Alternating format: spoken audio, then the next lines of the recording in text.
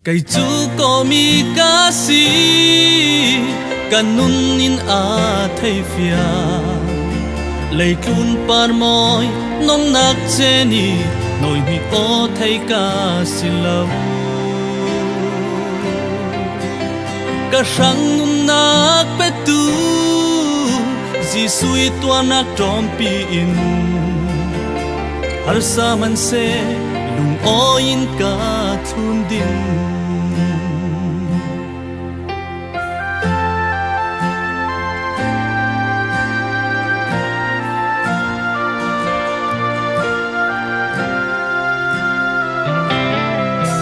Khopel mi thir na ka chun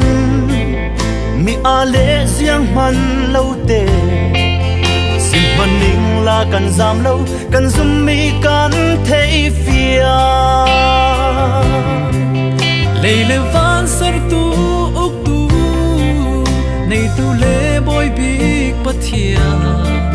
rian tu le thun tu nun man nei big kan si e kay chu ko mi ka si kan nun nin a thei fia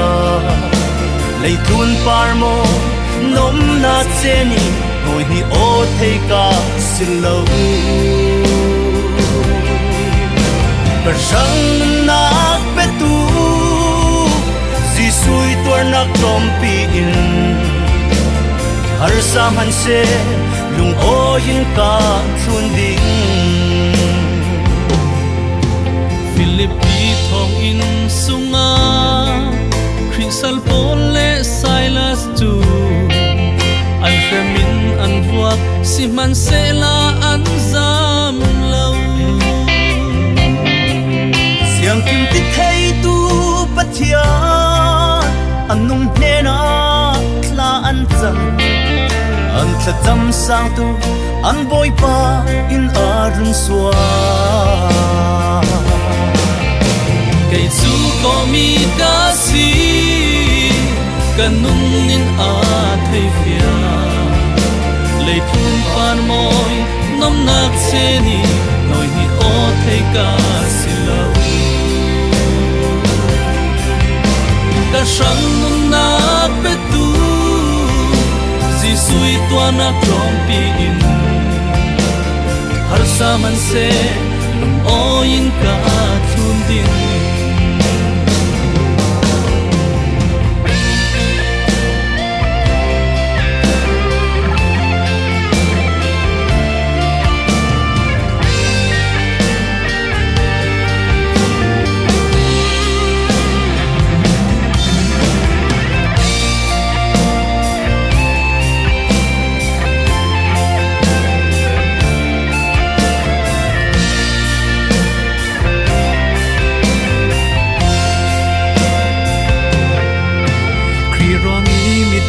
trắc lê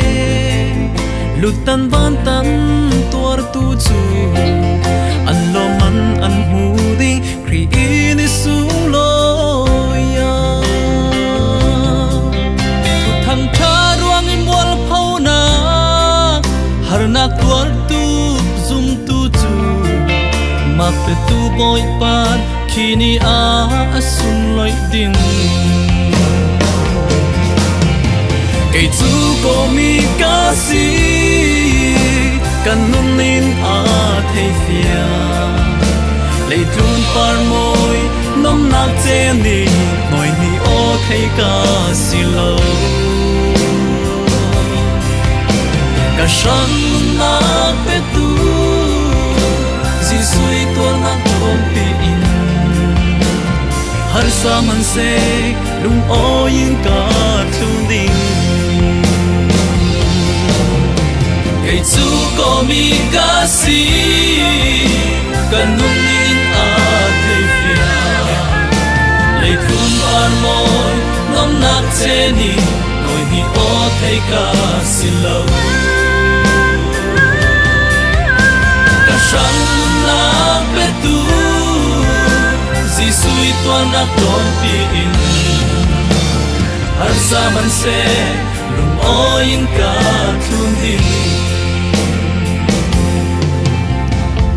sam han se lung oin ka thun di